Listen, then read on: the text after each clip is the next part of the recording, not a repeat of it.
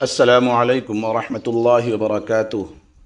معزز سامعین، یہ داستان اللہ کی بے پایہ رحمت اور انسان کی عاجزی کی وہ شاندار مثال ہے جو دلوں میں امید کی شمع روشن کر دیتی ہے۔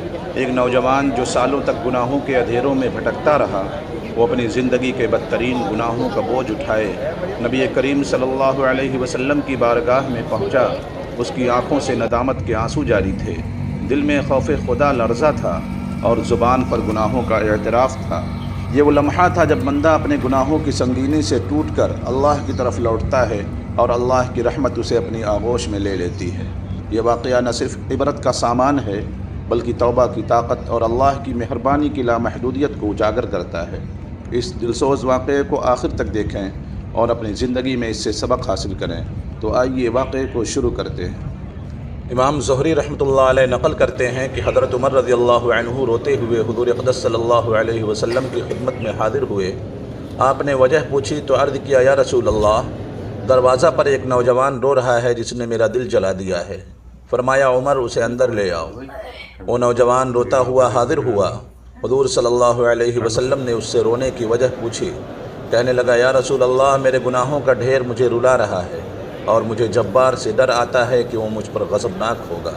آپ نے فرمایا، نوجوان، کیا تو نے اللہ کے ساتھ کسی کو شریک ٹھہرایا ہے؟ عرض کیا، نہیں۔ کیا تو نے کسی جان کو ناحق قتل کیا ہے؟ عرض کیا، نہیں۔ آپ نے ارشاد فرمایا کہ پھر اللہ تعالیٰ تیرے گناہوں کو معاف فرما دیں گے، اگرچہ وہ 7 آسمان، 7 زمینوں اور تمام پہاڑوں کے برابر ہوں۔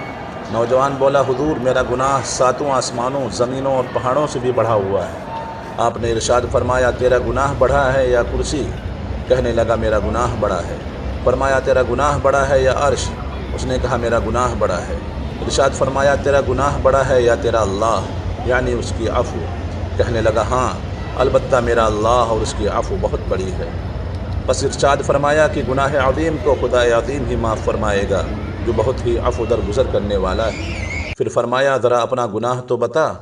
اس نے عرض کیا، یا رسول اللہ، مجھے آپ سے حیا آتی ہے۔ آپ نے پھر پوچھا تو کہنے لگا، میں کفن چور تھا اور 7 سال تک یہی پیشہ کیا۔ ایک دفعہ انصار کی ایک لڑکی فوت ہوئی، میں نے اس کی قبر کھودی اور کفن اتار کر چل دیا۔ تھوڑی دور گیا تھا کہ شیطان نے مجھ پر غلبہ پایا اور میں نے لوٹ کر اس سے مجامعت کر لی۔ نکل کر تھوڑی دور گیا تھا، کیا دیکھتا ہوں وہ لڑکی کھڑی پکار رہی ہے، اے جوان، تجھے قیامت کے دن جزا و سزا دینے والے سے حیا نہیں آتی؟ جس وقت وہ اپنی کرسی فیصلے کے لیے رکھیں گے اور ظالم سے مظلوم کا بدلہ دلوائیں گے، تو مرنے والوں کے مجمع میں مجھے ننگی کر کے چل دیا ہے اور میرے اللہ کے روبرو مجھے بحالت جنابت حاضر ہونے پر مجبور کیا۔ یہ سنتے ہی حضور صلی اللہ علیہ وسلم اچھل کر کھڑے ہو گئے اور اس کی گدی میں ایک دھول رسید کی اور فرمایا، او فاسق، تو بس آگ کے لائق ہی ہے، دفع ہو یہاں سے۔ نوجوان وہاں سے نکلا، 40 راتوں تک اللہ کے حضور توبہ کرتا مارا مارا پھرتا رہا۔ 40 راتوں کے بعد آسمان کی طرف سر اٹھا کر کہنے لگا، اے محمد صلی اللہ علیہ وسلم کے خدا، آدم و حوا کے معبود، اگر تجھے میری توبہ منظور ہے تو حضور اور آپ کے صحابہ رضوان اللہ علیہم اجمعین کو اس کی خبر دے دے، ورنہ پھر آگ بھیج کر مجھے جلا دے اور آخرت کے عذاب سے نجات دے دے۔ اتنے میں جبرائیل علیہ السلام تشریف لائے، سلام کہا اور اللہ تعالیٰ کی طرف سے آپ کو سلام پہنچایا۔ آپ نے فرمایا، وہ خود سلام ہے، سلام کا مبدا و منتہا بھی وہی ہے۔ جبرائیل علیہ السلام نے کہا کہ اللہ تعالیٰ فرماتے ہیں، کیا مخلوق کو آپ نے پیدا فرمایا ہے؟ فرمایا، مجھے بھی اور تمام مخلوق کو اسی نے پیدا فرمایا ہے۔ عرض کیا، وہ پوچھتے ہیں کہ آپ مخلوق کو رزق دیتے ہیں؟ فرمایا، بلکہ مجھے بھی اور تمام مخلوق کو اللہ تعالیٰ ہی رزق دیتے ہیں۔ عرض کیا، وہ پوچھتے ہیں کیا بندوں کی توبہ آپ قبول کرتے ہیں؟ فرمایا، بلکہ میری بھی اور تمام بندوں کی توبہ وہی قبول فرماتے ہیں۔